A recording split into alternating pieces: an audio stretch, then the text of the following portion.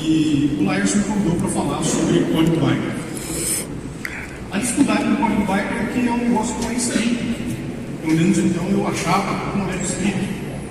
Isso dificulta um pouco falar sobre o código, porque são muitas regras, muitos costumes que nós temos, e isso acaba dificultando um pouco.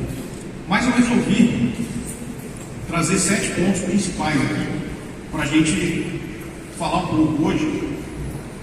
Respeito, lealdade, ajuda mútua, camaradagem, segurança, honestidade e independência.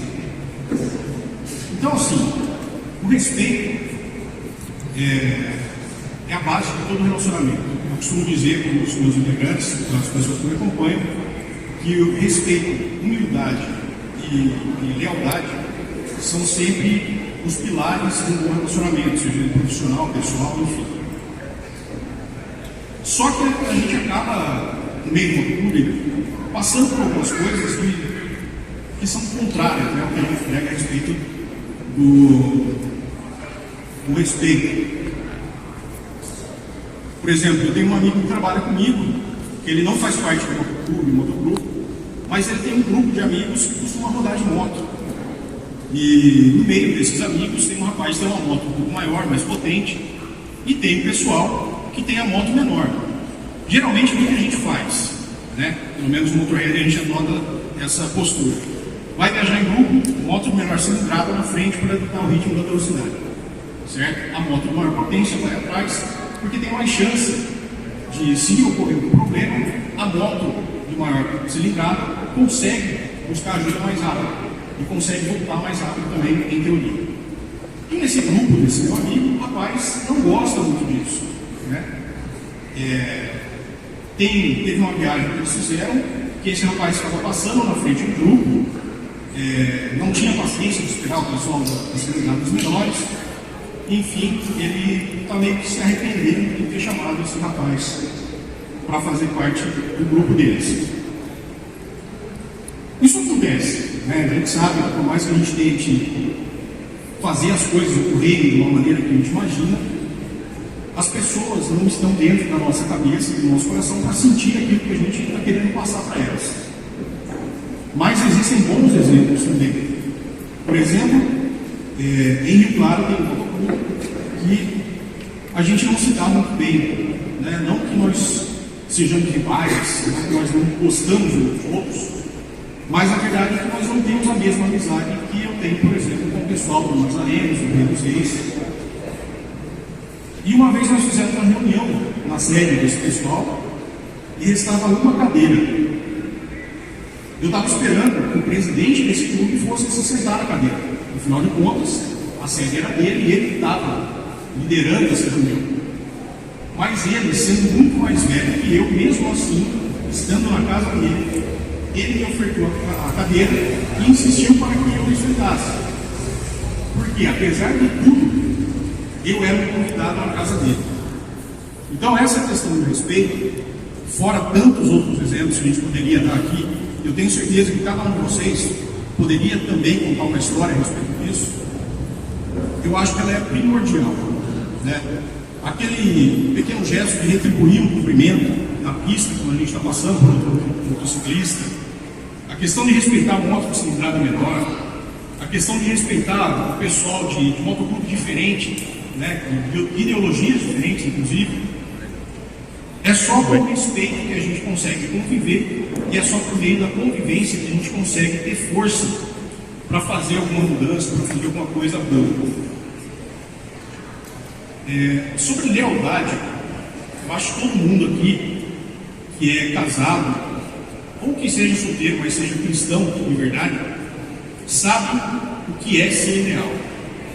É você não abandonar aquela pessoa que está do seu lado, é você não abandonar os seus amigos, seus familiares, principalmente seu companheiro de vida, por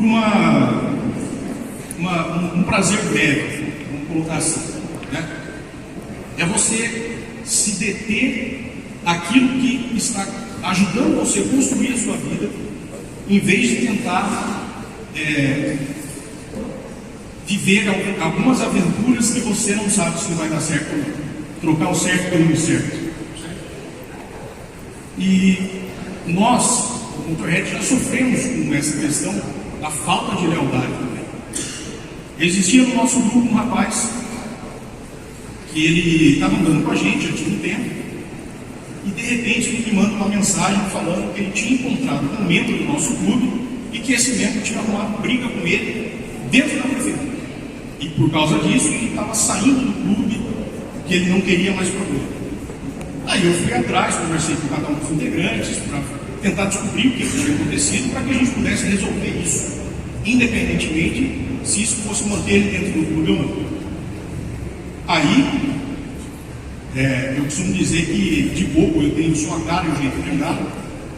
Eu acabei descobrindo que esse rapaz estava mentindo para a gente, para arrumar uma desculpa para sair do nosso clube para ir para um outro clube maior. É lógico, toda vez que alguém vai sair do seu clube, dependendo da pessoa, a gente fica chateado. Mas nada substitui a hombridade e a honra de você falar com uma pessoa cara a cara e explicar para ela, né? Você não chega para o seu atual chefe e fala para ele: olha, eu estou sofrendo algumas violências aqui dentro do ambiente de trabalho, por causa disso eu resolvi aceitar um outro emprego em outro lugar.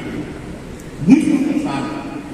A maioria das pessoas que já trocou de emprego sabe que você chega, é honesto, conta que está saindo, enfrenta as consequências, sejam elas boas ou não, e aí você tem paz para seguir o seu caminho, o seu novo emprego. Mas, como já diz o ditado, a mentira tem perna curta, né? E a gente acabou pegando esse cara na mentira, e no final a gente percebeu, como eu tenho percebido várias vezes, com vários acontecimentos, que muita coisa que a gente encara como perda, na verdade, é livramento. Sobre a questão da ajuda mútua, eu acho que nós, como motociclistas, como motoclubistas, nós ainda não sabemos o tamanho da força que nós temos pela nossa união. Ainda nos falta um pouco disso. Teve um caso que aconteceu, um rapaz de Araraquara. Ele era muito amigo, ainda é muito amigo nosso, porque graças a Deus ele está vivo também, que ele sofreu um acidente em que ele estava andando de moto, foi atropelado por um rapaz que estava bêbado, dirigindo o carro, e ele acabou perdendo uma perna. Quando nós, em Rio Claro, ficamos sabendo disso, todos os motoclubes da cidade se reuniram para fazer um evento para poder comprar uma prótese de perna para esse rapaz. Isso foi menos de uma semana, a gente conseguiu, na época, acho que eram R$3.000 para custar essa prótese, e com essa união, com esse evento, a gente conseguiu juntar esse dinheiro, e na semana seguinte, o pessoal viajou para Araraquara para presentear esse rapaz com essa prótese. Um outro evento que aconteceu também, na época tinha um rapaz que era integrante do Motorhead Motoclube, ele achou uma moto, uma Intruder 850, lá no Nordeste. E ele queria essa moto porque ele sabia que meu pai tinha uma e meu pai sempre falou muito bem da moto. Ele viajou para o Nordeste de avião para buscar a moto e decidiu voltar viajando, voltar pilotando a moto. O que ele não contava é que a moto ia quebrar várias vezes no caminho. E ele pôde contar com a ajuda de motociclistas de outros estados. Foi com o pessoal de Goiás, foi com o pessoal de Brasília, enfim. Isso para a gente significou muita coisa.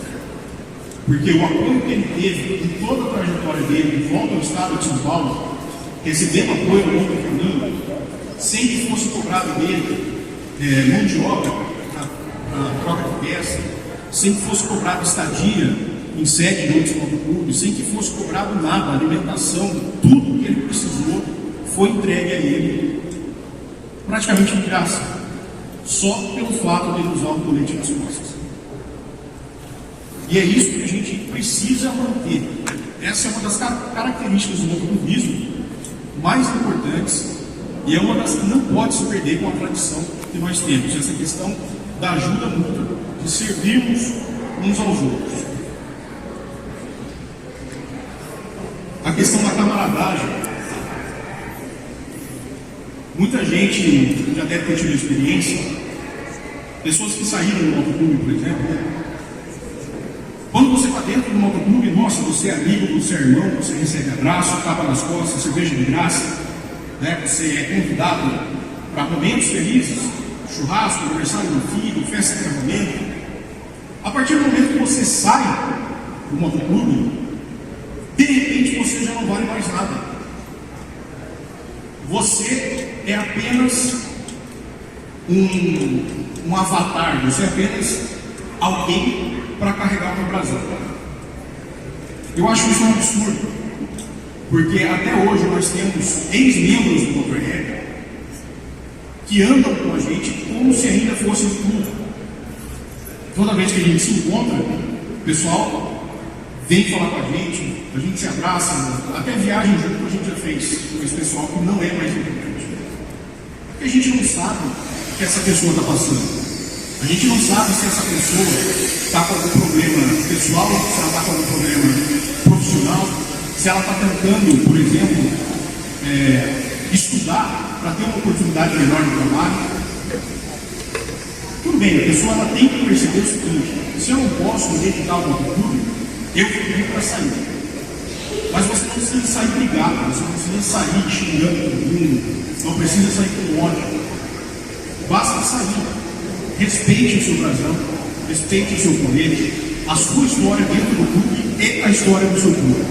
Se você fizer isso, você pode sair para onde for, que a porta vai estar sempre aberta para você. Mesmo que você não queira voltar e a pessoa não queira que você volte, por exemplo, para dentro do clube, você vai sim ser respeitado como amigo que você foi e ainda é.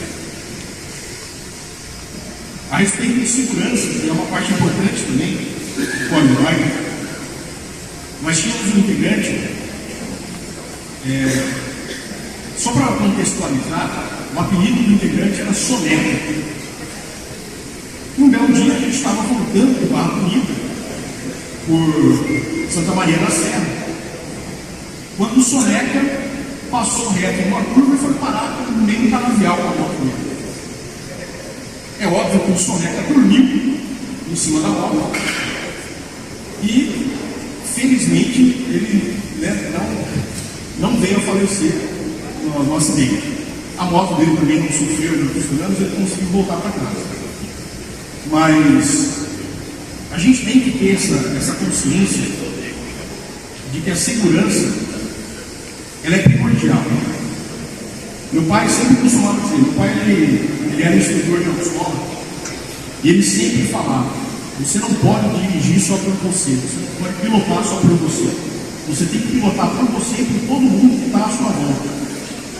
Ou seja, não adianta só porque eu estou numa via preferencial eu aumentar a velocidade do meu veículo porque eu sei que o pare é do outro. Porque apesar do pare ser do outro, eu realmente tenho certeza que esse cara vai parar.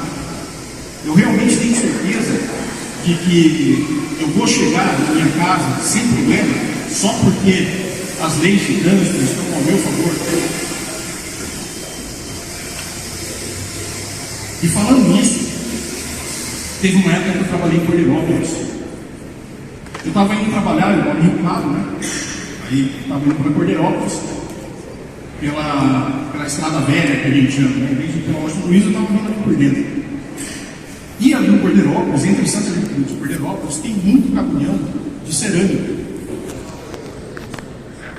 E aquele dia eu lembro que estava muito nublado. Eu, pessoalmente, não estava atento à segurança.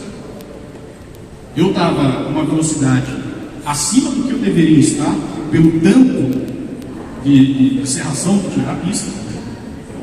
E eu acabei, para desviar do caminhão, arrancando uma placa de trânsito numa rotatória. Na hora, é óbvio que eu fiquei muito bravo, não com o caminhoneiro, não com a neblina, mas comigo mesmo. Pô, meu pai me ensinou tanta coisa a respeito do trânsito, meu pai me ensinou tanta coisa a respeito da vida. E como que eu faço um negócio desse? E a partir daquele dia, eu percebi que não adianta eu ficar bravo, não adianta eu ficar com remorso, que eu teria que admitir o meu erro e seguir adiante, arcar com as consequências.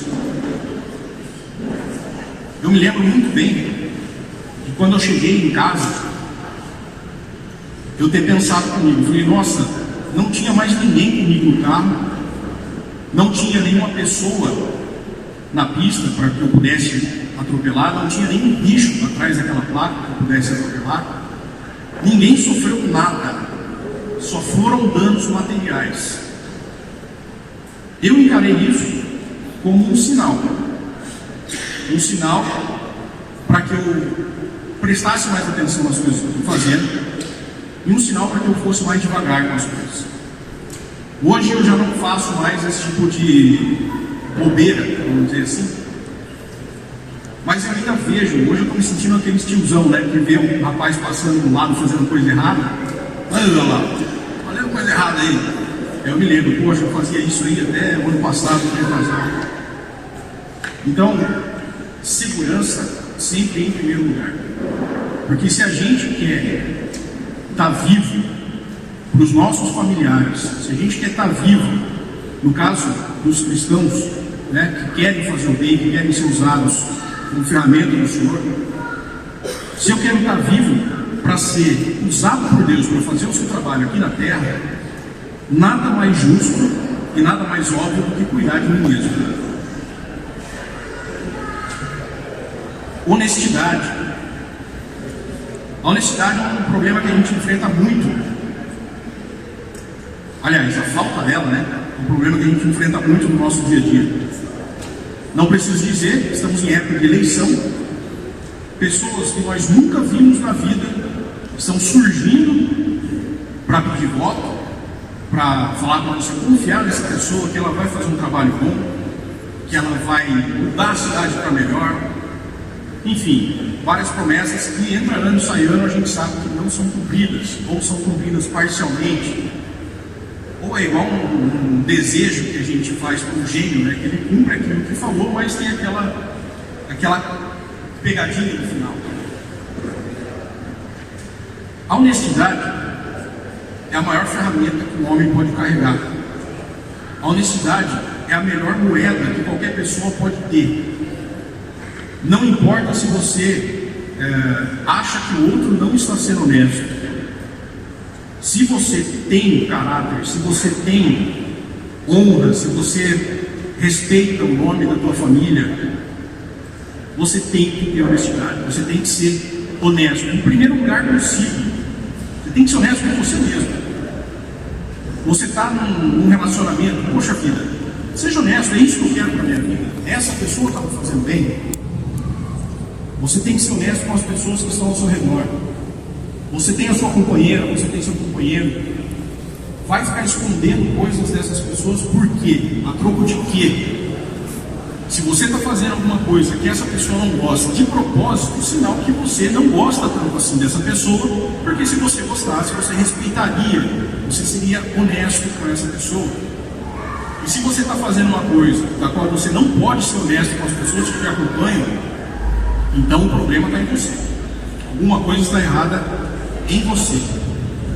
E o que mais a gente vê no meio de motoclube, especialmente em eventos de motoclubes não religiosos, não cristãos, são aquelas pessoas que vêm encontrar com a gente, mesma coisa, dá aquele abraço, um tapinha nas costas, oferece uma cerveja, conversa com você a noite inteira, mas é você virar as costas, essa pessoa vai pegar tudo que você falou, vai distorcer e vai contar para alguém e falar mal de você.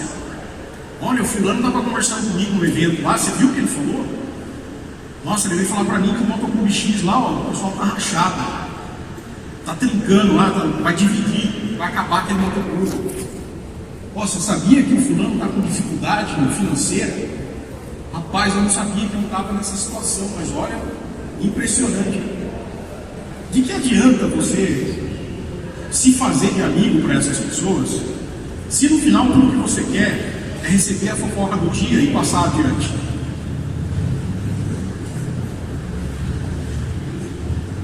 Finalmente eu quero falar da independência,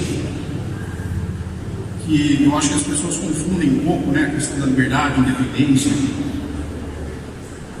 A independência que nós temos que ter com a gente não é independência de andar sozinho, não é independência de se tornar uma ilha, de se tornar um isolado. Isso não é independência. Independência é você saber que você pode passar o dia inteiro sem fumar um cigarro, por exemplo. Independência é você saber que você consegue, por exemplo, tomar um vinho com a tua esposa, com a tua namorada, sem que isso te cause um alcoolismo, sem que você pegue vício nisso. A independência é você saber que você pode ir aonde for, em qualquer lugar, com qualquer pessoa, independente do evento que está acontecendo, que você não depende de cocaína para ficar acordado a noite inteira, você não depende de maconha para ficar mais feliz, você não depende de nada. A independência são dos vícios, seja ele qual for. Eu acredito muito no que diz Kant, que é um filósofo, que ele fala que independência é fazer aquilo que você não quer. Independência, né? A liberdade é fazer coisas que você não gosta. Porque se você faz só o que você gosta, você vira um escravo de si mesmo. Se eu gosto de dormir, duas coisas que eu gosto de fazer na minha vida: dormir e comer. Acho que dá para perceber isso. Eu gosto muito de dormir. Se eu fosse fazer só o que eu gosto, eu estaria cometendo o pecado da preguiça. Como eu gosto de comer, se eu fizesse só isso, eu estaria cometendo o pecado da gula. Agora, quando eu me controlo, quando eu sei aonde eu estou pisando, quando eu sei o que eu vou fazer, já é uma questão de escolha. Então eu estou escolhendo ser livre quando eu escolho me levantar da cama cedo no domingo, por exemplo, para fazer alguma coisa que minha esposa pediu para eu fazer. Eu escolho ser livre quando eu sei que tem mais comida na mesa, mas eu deixo aquela comida porque não sou só eu que vou comer. Tem outras pessoas na minha casa que também precisam se alimentar. Quando eu sei que tem uma barra de chocolate na geladeira, por exemplo, em vez de comer ela inteira sozinho, eu espero a minha esposa chegar para que a gente possa dividir. Então, só vou recapitular rapidamente aqui, para já terminar. Nós falamos de respeito. E aqui eu quero dizer para vocês o seguinte: eu tinha comentado, que o Código Biker não está escrito em lugar nenhum. E as pessoas falam que o Código Biker não está escrito. E hoje eu vim provar o contrário aqui para vocês. O Código Biker está escrito há muito tempo. Tem gente que segue isso sem saber de onde veio. E por incrível que pareça, muitas pessoas que se dizem de outras religiões, ou que se dizem ateus, ou até mesmo satanistas, o pessoal fala: não, eu sigo o Código Biker porque não está escrito em lugar nenhum. Então vamos lá. 7 princípios do Código Biker que estão sim na Bíblia. Respeito. 1 Pedro 2,17. Tratem a todos com o devido respeito. Amem os irmãos, temam a Deus e honrem o rei. Filipenses 2,3. Nada façam por ambição egoísta ou vaidade, mas humildemente considerem os outros superiores a si mesmos. Falamos também aqui de lealdade. Lucas 16,10. Quem é leal em coisas pequenas também é leal em coisas grandes, e quem é desonesto em coisas pequenas também é desonesto em coisas grandes. Salmos 101,6. Os meus olhos aprovam os fiéis da terra, e eles habitarão comigo. Somente quem tem vida íntegra me servirá. Ajuda mútua. A gente pode ir para Gálatas 6,2. Levem os fardos pesados uns dos outros, e assim cumpram a lei de Cristo. Hebreus 13,16. Não se esqueçam de fazer o bem e de repartir com os outros, pois tais sacrifícios Deus se agrada. 1 João 3,17. Se alguém tiver recursos materiais e vendo seu irmão em necessidade, não se compadecer dele, como pode permanecer nele o amor de Deus? Camaradagem. Salmos 133,1. Como é bom e agradável quando os irmãos convivem em união. Segurança. Provérbios 4, 6 a 7.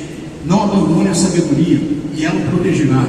Ame-a, e ela cuidará de você. O princípio da sabedoria é: adquira sabedoria, sim, com tudo que possui, adquira conhecimento. Salmos 91, 11. Porque aos seus anjos ele dará ordens a seu respeito, para que protejam o seu caminho. Honestidade. Provérbios 12, 22. O Senhor detesta os lábios mentirosos, mas se deleita com os que falam a verdade. Independência. Gálatas 5:1. Para a liberdade foi que Cristo nos libertou. Portanto, permaneçam firmes e não se deixem submeter novamente a um jugo de escravidão.